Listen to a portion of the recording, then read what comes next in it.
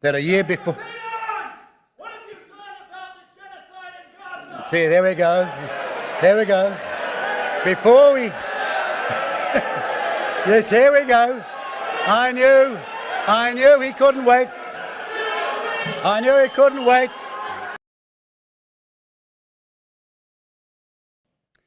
Ladies and gentlemen, as you arrived here today, right on cue, there were hundreds of protesters outside to try and intimidate and influence you.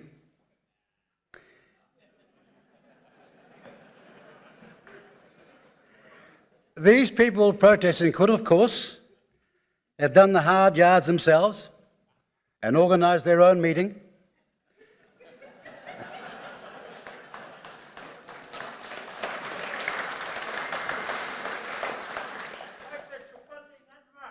Organised their own meeting to put their point of view on a range of issues. But no, their objectives don't include freedom of speech or democracy. They seek to impose their absolute minority view on the mass majority of New Zealanders.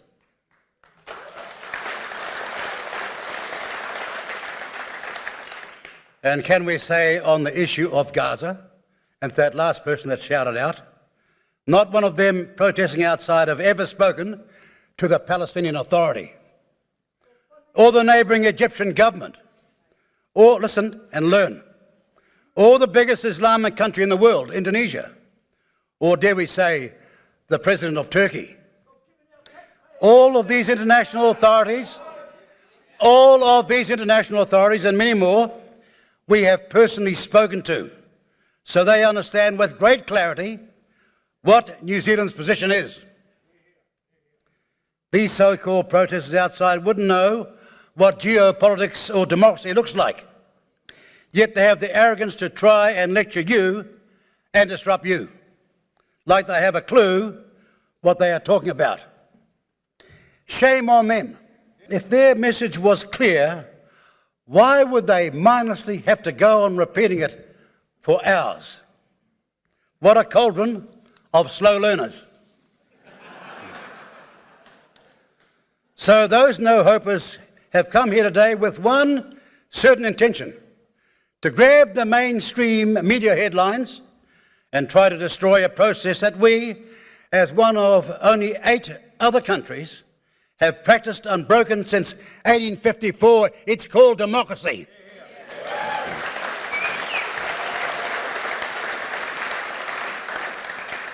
They don't care about democracy. They don't care that in our democracy we are lawfully allowed to meet here today undisturbed. They are just left-wing fascists who preach freedom of speech, but try their best to deny it to those who they disagree with. That's what they are doing here today. More to the point, what is unfortunately likely going to happen at some stage in this speech today is a few of them will try to disrupt this lawful meeting, which you have all come to, with their unlawful ways just to try and get on the 6 o'clock news. That's how communist, fascist and anti-democratic losers work. That's their idea of a hard day's work. Well, we have news for them, and it's all bad. As Elvis sang, looking for trouble? You've come to the right place.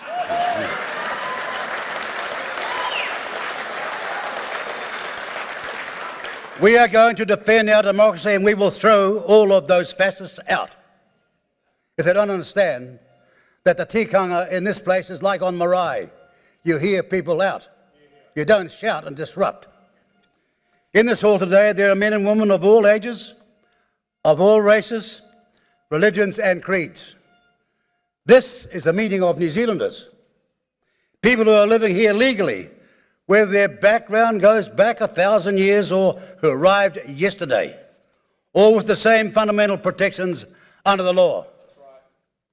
So, ladies and gentlemen, you have assembled here today, packing this hall. Let's see if those anti-democratic Marxist whingers prove us right. With their arrogance and disdain for democracy and equal disdain for your rights. Just remember, when they attack, they're not attacking me, they're attacking you. And ordinary New Zealanders who want their say. So let's reflect on our economy and what we inherited as we came into government after October 2023. In September of that year, 1 month before the election, Chris Hipkins was the Prime Minister and Grant Robertson was the Minister of Finance. The following is what they reported on the New Zealand economy to you, the New Zealand people, in September of 2023, just before the last election. In the pre-election economic and fiscal update, what Treasury and all the journalists love to call the preview, because it's confusing, isn't it? But it's the pre-election economic and fiscal update. And they said this, that the economy shows no recession, a growing economy, more jobs, and wages ahead of inflation. They said, and we quote, "The preview released today shows New Zealand's economy is turning the corner," end of quotes. Now, it's about New Zealand. I know why you're confused, but that's what they said in September 2023. They said the economy was to grow by 2.6% on average over the forecast period. They claimed further that fiscal rules had been met, that there was a return to surplus. And then this most extraordinary of all boasts, quotes, "Our economic plan to support New Zealanders dealing with the cost of living while investing in a stronger, more resilient and inclusive economy is working." End of quotes. Ladies and gentlemen, that claim from Hipkins and Robinson made about the economy back then was an outright litany of lies. Within 6 months of that litany of lies, our country was suffering from the deepest and longest economic downturn and recessionary retraction for over 3 decades, for over 30 years. There were fewer jobs. None of the previous government's claims of abiding by its fiscal rules were true. And as we all know, we were experiencing a worsening cost of living crisis. But one of the biggest questions you need to ask is, where was the mainstream media reporting on this? One more time. Where was the mainstream media reporting on this fiction in September of 2023? Ladies and gentlemen, guiding a country is like piloting a massive ocean liner. It takes a long time to turn both around. That means that 6 months after the last election, nearly every economic outcome was the responsibility of the previous government. That is a fact. Because the new current government had no time for its policies to even bed in or to change either the numbers or the outcomes. You can't turn things around that fast.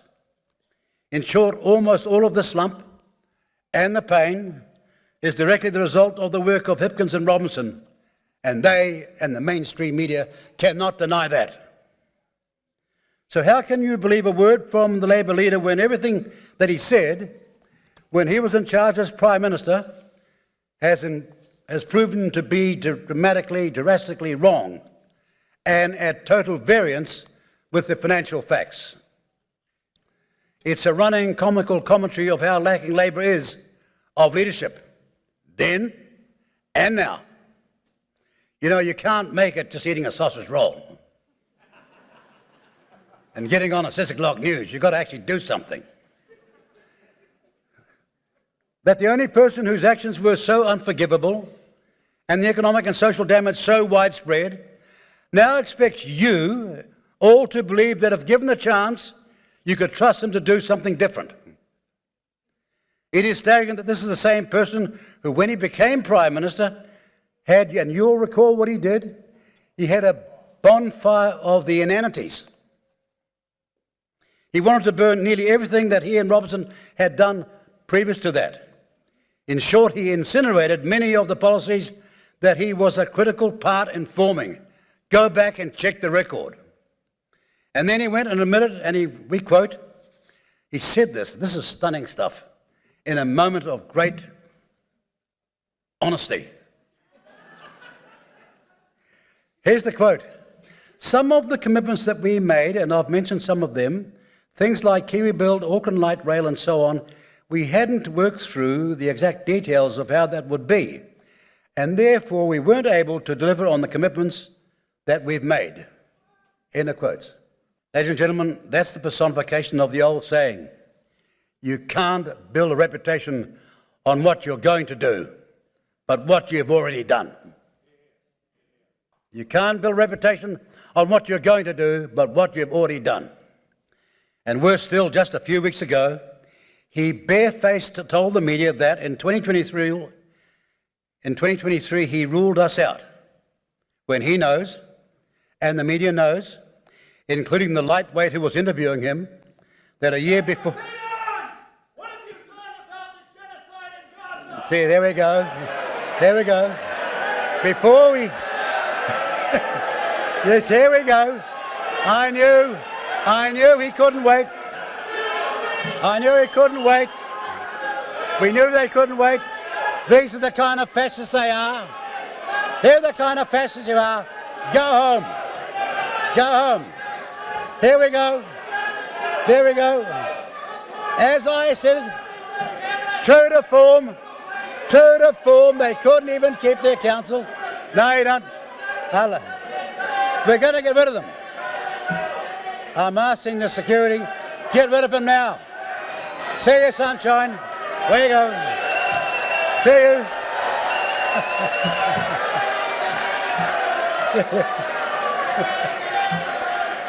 Give that man a Valium. And the next one. No. You're not disturbing us here. We're not going to be put off by you. You take your fascist views offshore.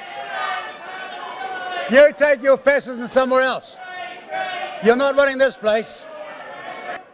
Anyway, I was talking about how Hipkins claimed to have ruled us out when he became the Prime Minister of this country, knowing full well, and so did the interviewer, that 12 months before that we'd already done that because of their disastrous running of the economy and their barefaced lies they had told us all. However, we would like to, as we said earlier, we'd like to reflect on the fact that running an economy is like running a big ocean liner. Turning it around to a safer course takes time. But turn it around we have, and the last fiscal update out this week proves it. Incidentally, we are the only political party to give our State of the Nation speech with the benefit of the latest financial information that came out this week. That's the reason why this meeting is being held today, not last week, last month, but today here in Christchurch. We wanted to know with greater accuracy the latest circumstance. And my colleagues in New Zealand First, thank heavens we did. Because the information is a test to our stamina and our foresight and presence of mind. The figures out this week show our economy is now growing at 0.7% for the last quarter, which is just under 3% for the year coming forward, which shows that this coalition government is taking our country out of recession.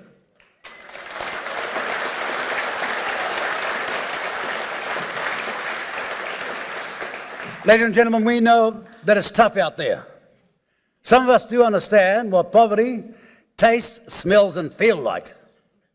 Some of us understand from way back when we were young. I know you don't. I know you don't. There he goes. Oh yes, there he goes. Out he goes. Throw him out. Throw him out. Out you go.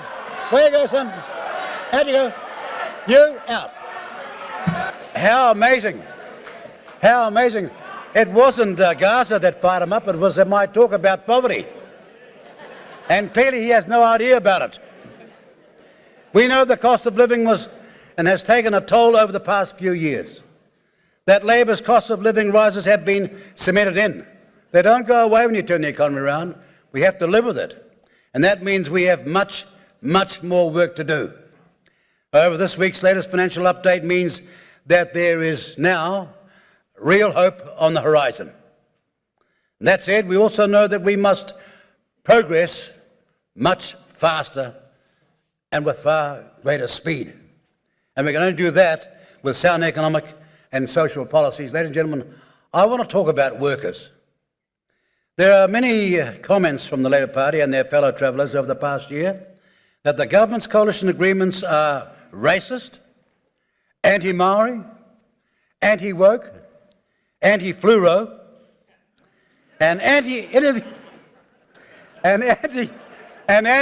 under the sun. It just shows how myopic and out of touch their thinking is. But it puts in neon lights just how siloed the left is in their obsessive echo chamber. Labor, Greens and the Maori Party now rely on ideological sound bites as a basis for their policy making, which when given even a cursory glance are totally bereft of any facts.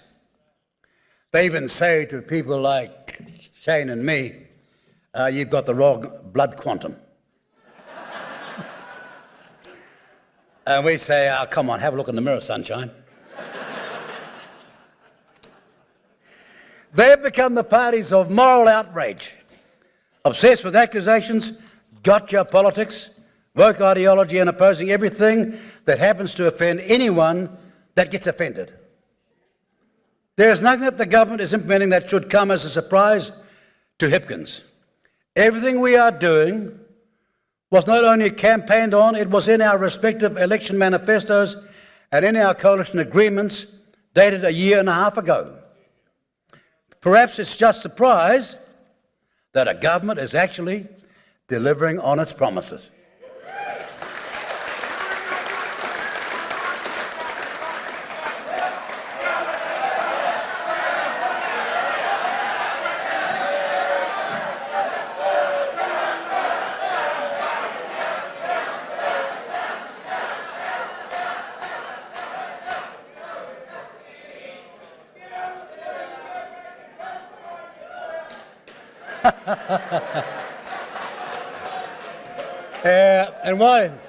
And when you're gone, go and get a haircut.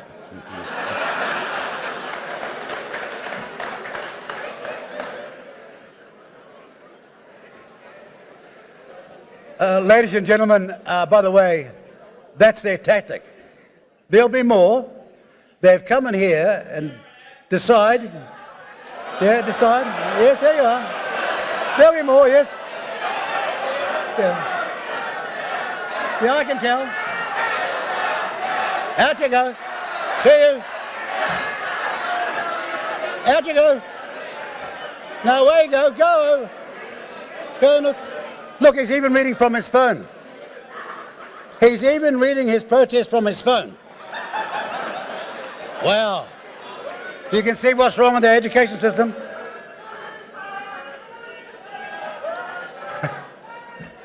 Ladies and gentlemen, just let us remember one thing. Let us remember one thing.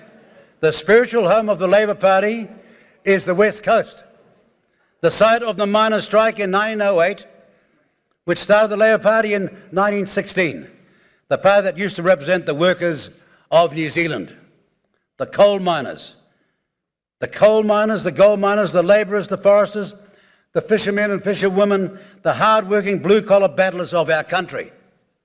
The cat's cry used to be a fair day's pay for a fair day's work. They represented those workers in the very industries which have now become anathema of who and what the Labor Party represents today. That's a fact. If a political party today frothed at the mouth every chance they got about the coalition government being racist, anti-Maori, colonisers, white supremacists, exterminators of Maori, anti-woke, this, anti-woke, that, you could place so many of the Labor, Green or Maori Party caucus at the lectern and you wouldn't know who was who or which was which.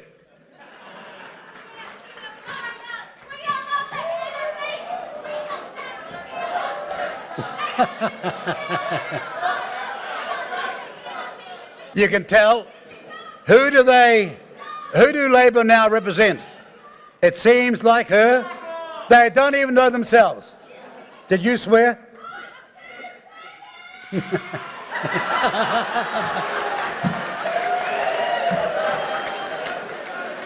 We're going to spend more time in Christchurch and Canterbury. This is fascinating stuff.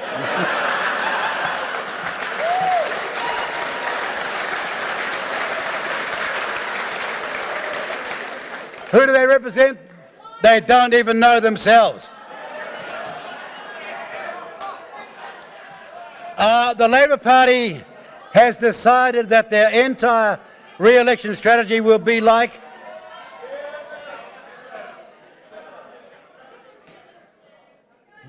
be patient, ladies and gentlemen. I mean, you're paying for their living. Most of them on the taxpayer, you know. And you might ask yourself, why? The Labour Party has decided the entire re-election strategy will be acting like a recently divorced partner, standing back and asking, "Don't you miss me yet?" Like her, their lack of self-awareness is astounding. The fact is, the last 3 years of the Labour government oversaw a deteriorating economy, deteriorating education and health systems, worsening law and order on our streets, massively increased debt, record immigration, crumbling infrastructure, a cost of living crisis, and a hugely, sadly divided society. That's not opinion, it is a fact. The work agenda of the left has crept in like a cancer that has spread so deep into their divisive thinking, it has become their sole focus. And sadly, it is a malady, a malaise that has overcome most of the mainstream media. And that's why so few trust so many of them anymore.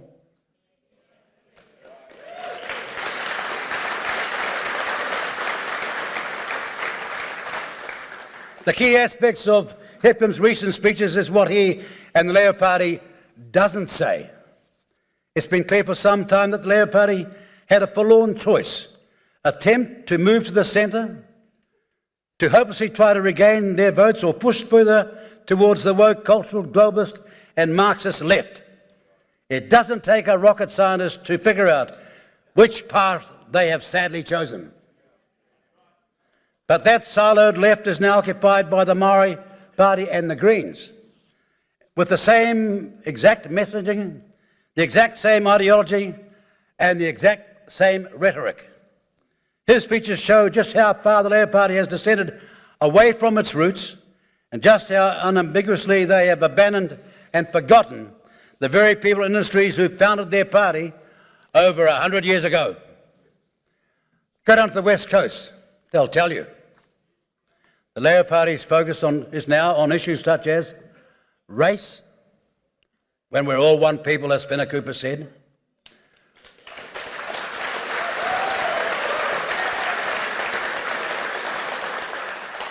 On DEI, diversity, equity, inclusion, whatever that means. Drumming up racial rhetoric that only serves to divide our country and ignores the vast majority of New Zealanders who just want a functioning health system, a top-class education for their kids, first world wages, and an affordable home.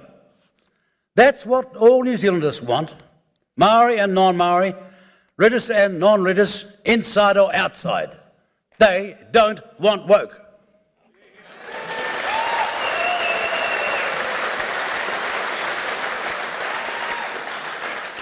Ladies and gentlemen, delivering those four things has always been the focus of New Zealand First. In this coalition government, there's a record number of Maori in Cabinet and where Parliament has the largest representation of Maori. But in our party, we are New Zealanders first.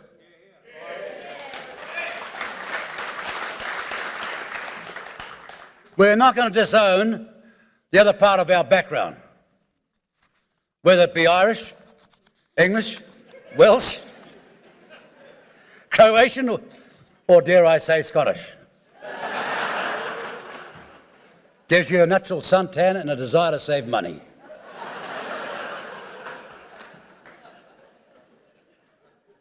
To call our government anti-Maori and racist and now focus on woke globalist Marxist economic, cultural and social engineering policies, as they do now, shows just how shallow and impotent the once great Labour Party of Savage and Fraser and Kirk has become. We face now across the House parties that subscribe to an anthem of hate, a rissole of racism, and collection of communist-type economics that even China and Russia has long ago abandoned. The Labour Party has already left Middle New Zealand a long time ago. It's evident just how hollow and impotent they have become. The few remaining more Conservative Labour MPs must wake up at night in cold sweats, thinking about how much Labour is now fighting for the space on the woke far left instead of fighting for the workers, fighting for Middle New Zealand. Their focus now is on issues such as race, culture wars, rainbow wars, and Marxist ideals that, like, none of us ever expected to hear, and ignorantly joining both the Greens and Maori Party on the race to the bottom. Ladies and gentlemen, our point to you is this. Labour no longer represents the workers. Labour, sadly, no longer represents the workers. They have totally forgotten what a worker is, or even what a worker stands for. How many Labour leaders or front bench Labour members have ever had a real job? Tell them to turn their hands down, see how many veins are on it. All right? How many Labour leaders on front bench have ever had a real job? How many have ever run their own business? Almost none. And they want to represent you, the workers. And we're all workers in this business, all of us who are striving to help our country. How many of them are career unionists? How many of them have graduated from student unions and then started working in the Labour Party taxpayer-funded offices? Most of them. How would they know what a hard day's work means? The vast majority of left-wing shill unions these days are there to fund and prop up the left-wing policies of whoever they can fund the most. Where does Labour get most of their funding from? Hundreds of thousands of dollars for policy. Where do they get it from? Well, they're getting it from the unions. Does the mainstream media ever ask that question? No. But they'll go on for month after month after month making false allegations, get smashed in 3 court cases, and still never apologise.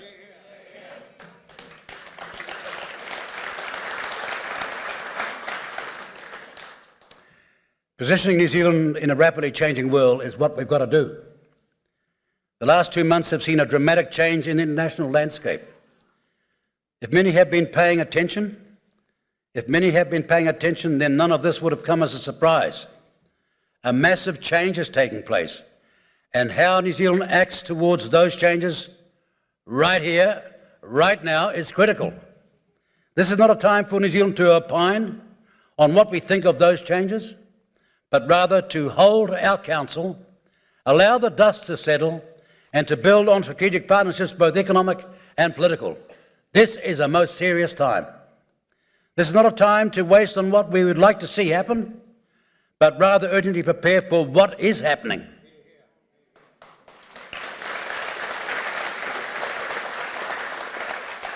In short, it's not a time for university coffee bar discussions, but reality and wise action.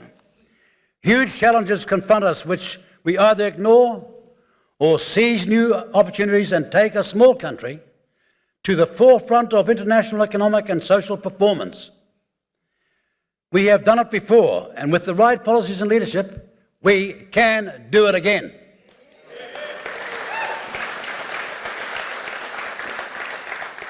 We must, above all, be guided by caution and focusing on positioning ourselves strategically for the long term, and not to react to every political concern on the barometer. We have many assets to use on the pathway forward. We are one of the world's oldest democracies. We believe in the rule of law over the idea that might is right. We must aggressively sell our country as an attractive investment destination and provide logical answers to the single most obvious question international investors will ask, which is, but why New Zealand? But why New Zealand? A question that other countries have answered. But why Singapore? They answered. But why Taiwan? They answered. But why Ireland in recent decades? And they answered. And as Croatia is doing today. And we must answer the question, but why New Zealand? And we must do so now. We have a sound resource base, and we must develop those resources to the maximum as other successful small countries have done and are doing. We most certainly cannot pull the New Zealand rug up over ourselves in the futile belief that somehow virtue signalling will assist our economic and social recovery. Look around this theatre today. 96% of this building, will see, comes from the process of this horrible thing called extraction. Have a look around. Any building, 96% of it comes from a thing called extraction. That means using the mineral wealth we have, the natural flora we are blessed with in forestry and water, and in developing the same provide hundreds of thousands of new jobs, added value at home, and massive export growth to old and new markets, and ensure that the Team New Zealand is the first beneficiary.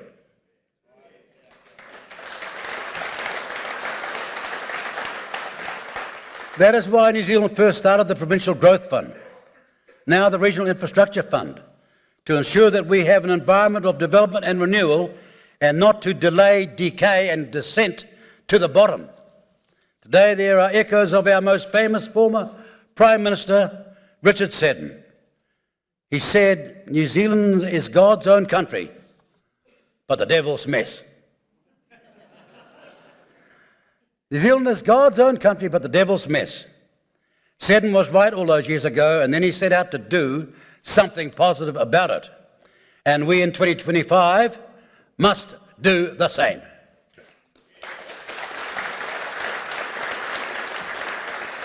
We must set out to repeat our country's former great successes. The world may be changing, but the principles upon which success will be based have not changed. We have always been an export-dependent country, so we must maximise our exports in every area that is possible. And to do that, as Seddon did after 1893, and Labour and National both did in the great years of 1935 to 1970, as both Labour and then National did in the great years of 1935 to 1970, we can do the same today. We have to arrest the last 4 decades of drift, where ideology overtook common sense and pragmatism. And so we'll be fast-tracking to change. And we haven't got a day to waste.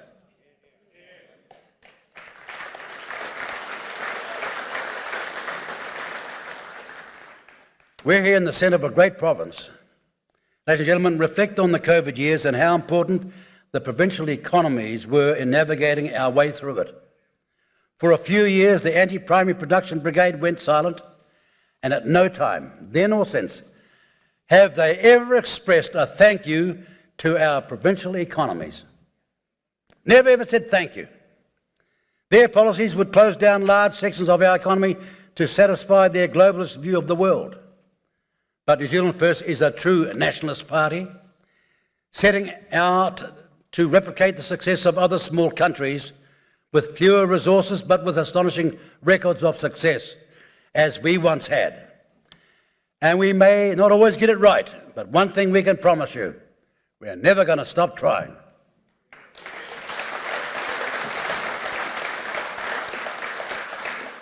But to get to where we want to get to, we first have to deal with the plethora of malignant policies enshrouding our nation and stopping progress. We're going to declare a war on woke.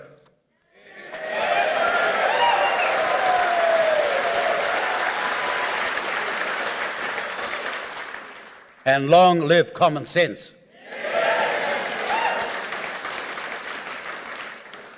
It's one of the most concerning and insidious cancers in our society today, the underlying creep of woke social engineering. A lot of people will tell you about it, but they've never mandated it, they've never announced it, it just is happening.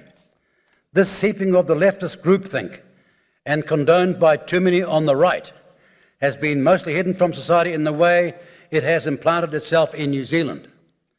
Recently, New Zealand First announced a policy that apparently was absolutely, totally shocking. We announced that we wanted all public service hiring to be based on merit.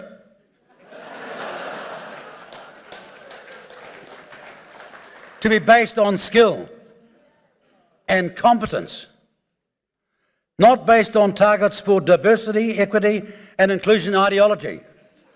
And you should have seen some in the mainstream media. They were absolutely entranced with anger. Mind you, their job is to report both sides of the story. But they didn't. Think about how far our country has been taken down the left-wing rabbit hole. And a rabbit hole it is. When we have media and opposition politicians alike clutching their pearls of horror, that we want a meritocracy brought back to our public service. The reaction from some quarters was, it's a multi-vowel word.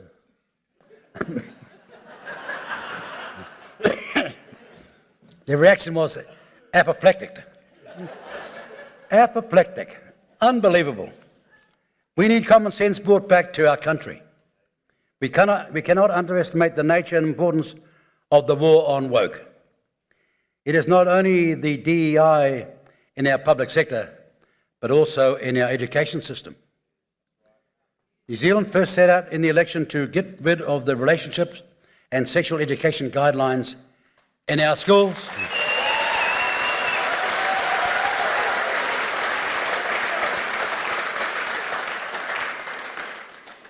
And we have done that. We campaign on ensuring the pathway of separatism and cultural Marxism was stopped with the likes of He Puapua and co-governance, and we are doing just that.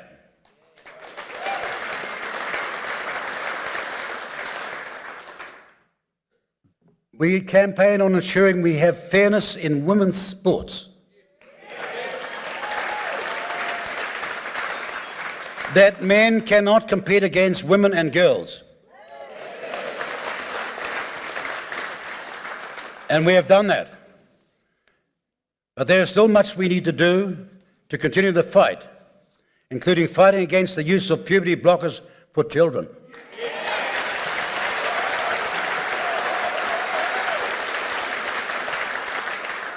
We may have won some battles, but the war is yet to be won.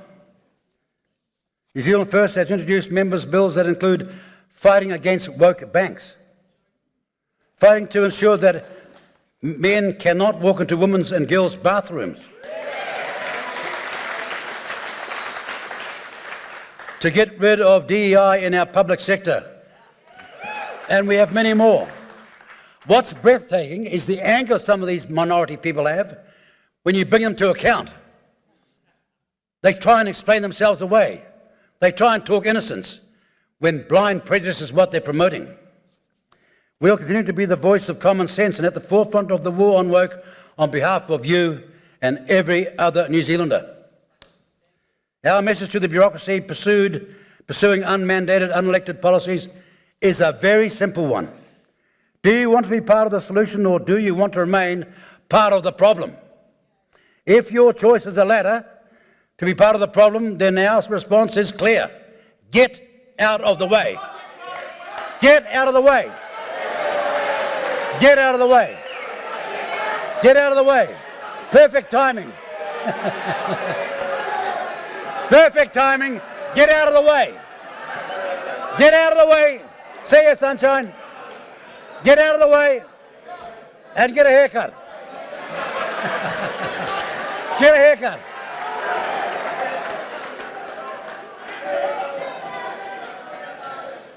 Oh, it took a long time to find him. But the moment we said get out of the way, he reacted, didn't he? Now, about Paris 2016.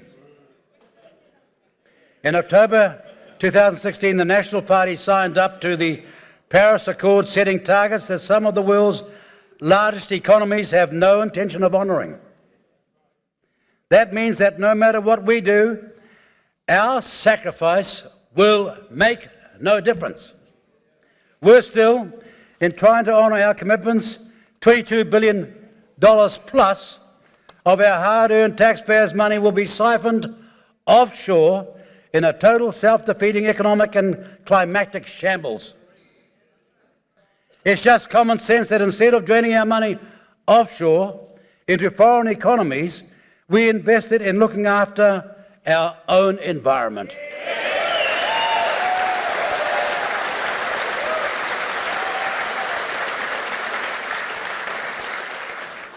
Ladies and gentlemen, let's look at the facts.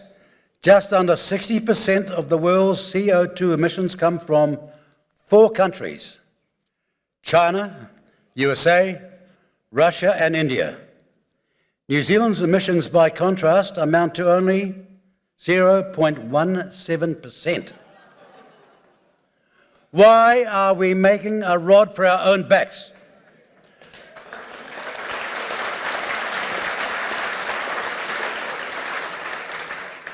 Punishing our farmers, punishing the provinces and our taxpayers and our economy when China or the US could sneeze and produce more CO2 overnight than we do in a year. And how is that solving the global climatic problems? And when did we last see a protest against those 4 major economies from the so-called climate change activists? Were they outside protesting about that? No. That's why we were the first to call for the reevaluation of our Paris commitments months ago. We're the first to call for that because we could see the frustration that was building. We need to stop this idealistic flight of futility. Restoring democracy to local government is also on our agenda. The last Labor government took away the local voice when it came to deciding if locals wanted fluoride in their water supply. This is not about being pro or against fluoride. It's about a thing called democracy.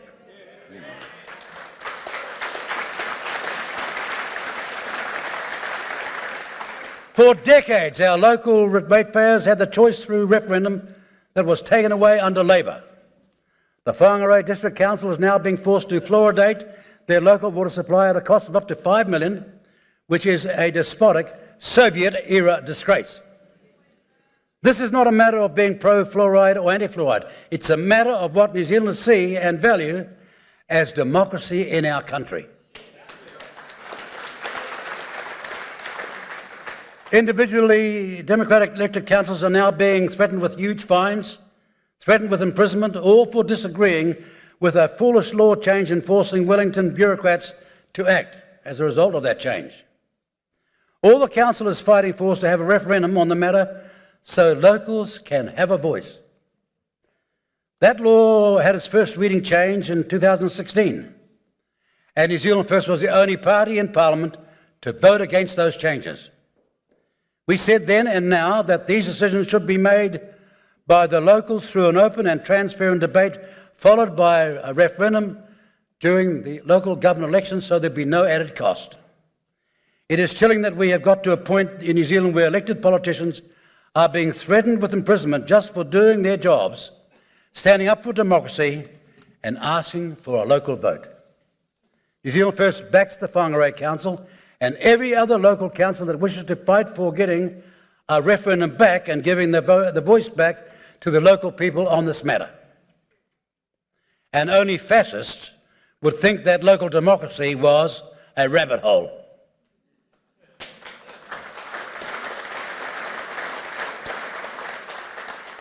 In conclusion, ladies and gentlemen, ever since the formation of New Zealand First under First Past the Post, and before the arrival of MMP, back in 1993, we have stood for the sovereignty of New Zealand citizens in our own country.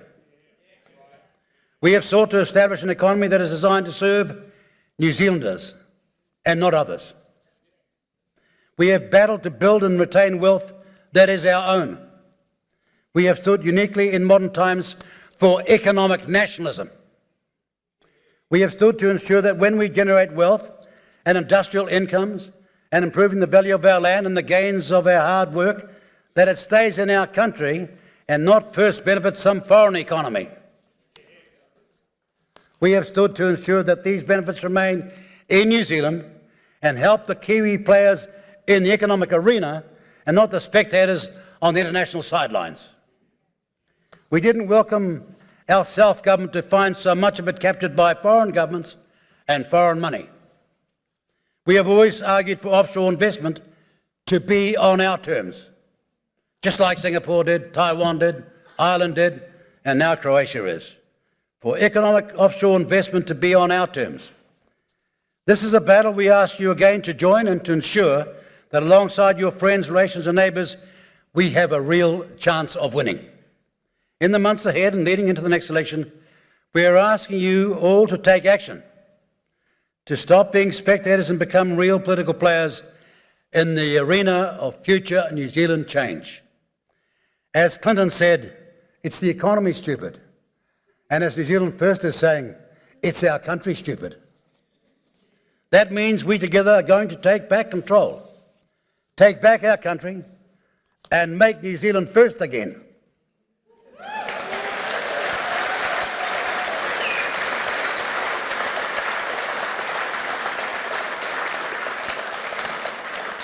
And so if you are for plain speaking over vowel sandwiches, say yes. If you are for actions, not words, say yes. Yes. If you are for performance over promises, say yes. Yes. If you are for common sense over blind ideology, please say yes. Yes. Now, the recent polls in New Zealand are, as usual, confusing. But even those confused pollsters can't deny, one thing they can't deny, is that New Zealand First has come back. Against all their expectations, against all their opposition, against all their deliberate ignore, we came back. And here's the real point of those polls, if they could only read them. This party is seriously on the rise. We're seriously on the rise. What from now? Ladies and gentlemen, to quote the famous group Starship, nothing is going to stop us now.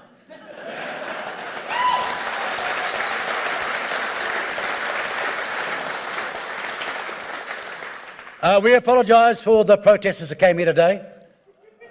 Fully expect to see them on 6 o'clock news tonight. You can bet your bottom dollar. They won't be able, the media, to help themselves. But they're not part of the country's narrative and solution going forward. So please, when you leave this meeting, spread the word to all of you, to all of those who you meet. In all our present difficulties, there is real hope. Don't give up. Make a commitment right here, right now, that together we are going to win. Thank you. Good afternoon. Safe travels. God bless you all. And God bless New Zealand.